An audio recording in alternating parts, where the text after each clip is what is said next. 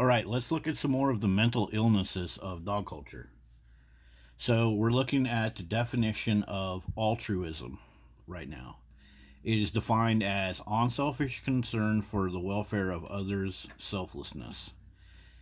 Instinctive behavior that is detrimental to the individual but favors the survival or spread of the individual's genes, benefiting your relatives. So this is like sacrificing your own safety and health, financial, emotional needs so that your son or daughter or mother and father or other people can live and pursue happiness. However, this altruism can come with a lot of detrimental things. So before we have a little look at this article, let's go look at a couple examples from dog culture. So here's a little write up about dog dads. Now, they admit they're willing to sacrifice their own money, happiness, and stuff to give that to their pets. That's like altruism, but they're giving it to a dog, not a human. Here's an article from 2009, and they talk about people will make economic sacrifices for their pets. And we're talking like they'll sell their truck, they'll neglect rent payments, they won't take care of themselves medically, but they'll go spend a bunch of money on their dogs. There's some good stuff in the article that confirms what I'm talking about. I'll just leave this article in the description, and you can look at some of this stuff if you want. Here's another example from Texas. So, Texas is one of the top rated places for spoiled dogs. Now, interestingly enough, Texas has lots of heart disease problems, obesity problems, and downstream health problems from obesity. Texas is one of the top obese states as well. So, interestingly, they're going to spend all this time and money on their dogs. They buy outfits and accessories for their dogs, all kinds of stuff, homemade dog food. So, these people are spoiling their dogs at the detriment of their own health and financial capability. So this altruism, this human phenomenon, it's good for humans in the long run if the givers are giving to the right humans. You know, some people give too much and then they surround themselves with narcissists and freeloaders, and then they kind of make it worse. They become enablers. But it is designed for like the way that humans are. If you give up your own safety and health, you're supposed to be doing it for one of your fellow humans for their benefit. So let's look at this little article then. People who are overly altruistic to others have many labels: toxic generosity, irrational generosity, overgiving, people pleasing are a few. They go beyond being generous and become excessive in their giving to others. It's deeply rooted in Western culture, but it has a dark side. Let's look at some of the identifiers of people that just give too much. They assume too much responsibility, too many projects, they attempt to do the work of two or three people, they feel responsible, work should not fall on others, they want to do all the work. Yeah, that's like dog owners. They constantly want to do stuff for dogs and they expect everyone around them to do stuff. Exhaustion. Yeah, dog owners are constantly exhausted, constantly complaining about all of the stress and stuff their dog brings them, but they will continue to do it. They will continue to do it so that they can keep that control of the dog. Perfectionism and guilt. People who give too much tend to have a perfectionist streak. They tend to want to dispense care to others perfectly. Since this is impossible, they will run a tab of psychological guilt when they feel they have fallen short in delivering perfection to others to their high standards. Yeah, people are constantly doing this in the dog culture. More and more and more stuff for the dog. Anytime something goes bad with the dog, a dog attack, the dog poops on the carpet, chews up the couch, runs away. It's like, oh my God, I didn't do it perfect. I didn't do the right training. Something happened behind closed doors.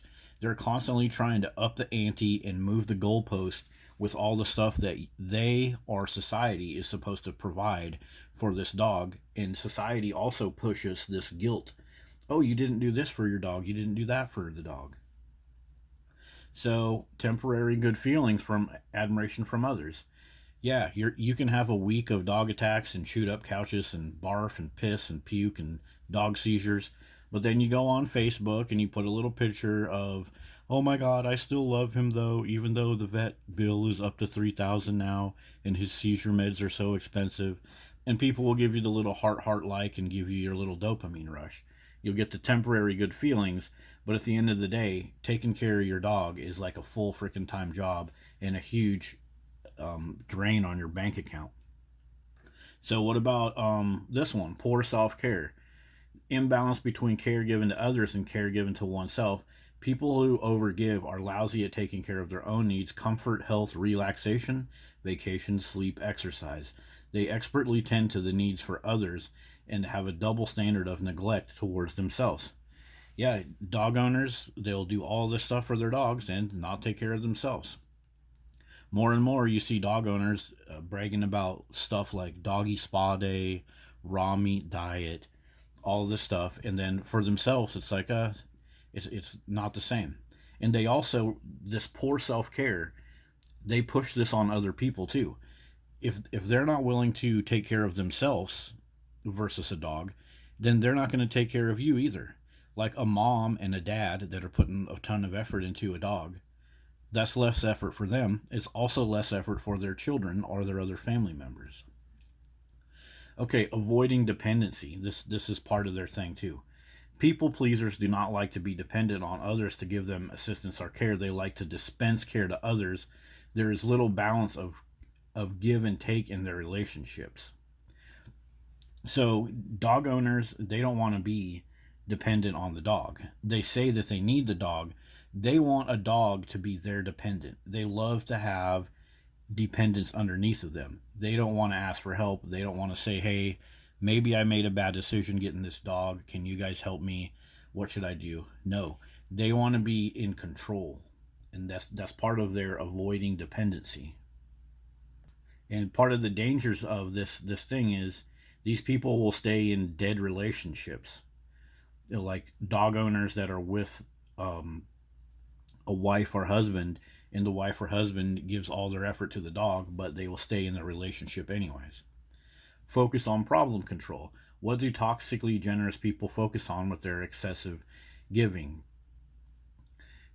Relationship strife, how to meet work deadlines, even how to do another's laundry, pay their rent, or load the pantry for them.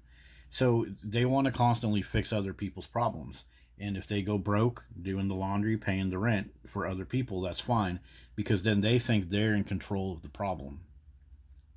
Struggles with self esteem. Yeah, dog culture has that too. People that own dogs, they say they're so fulfilled, right? But they're on Facebook all the time, they're on social media all the time. They have to have entire channels filming themselves doing stuff with their dogs, getting likes and hearts. And the second that somebody posts up a real world fact about dog culture, boom, their thinly veiled self-esteem mask falls away and it's a fight. Increased mortality risk. Okay, so you have a increased mortality risk with all of this pathological giving. It's hazardous to your survival when compared to those with people having more balanced reciprocity in their relationships. So if you raise a son or daughter or have human friends, that's way better for you than having a freeloading dog that you have to control and constantly buy stuff for and go broke just for the sake of the dog. Get a proper human friend. So this comes at early learning. They discover that traits of pathological altruism get an early start in life beginning in the preschool years. Preschool children show high scores of prosocial behaviors and low conduct difficulties like tantrums and being aggressive to others. These young children also display emotional symptoms, nervousness, worries, anxiety. Okay, so like a little kid that's born into a dog owner household, they learn right away that they're not important. They need to change their behavior, give more space to the dogs that the parents own. You know, don't eat over here because the dog might smell the food. Pick up your toys, the dog might chew it. These children that are born into dog owning households, they're getting that altruism that they should be using on their fellow humans. They're being forced to be altruistic towards dogs, learning that at an early stage. So I'll let you guys read this part on your own. There's a lot more to this. This article is just like the tip of the iceberg. But being a pathological giver, being altruistic, for one thing, it can be very detrimental to you.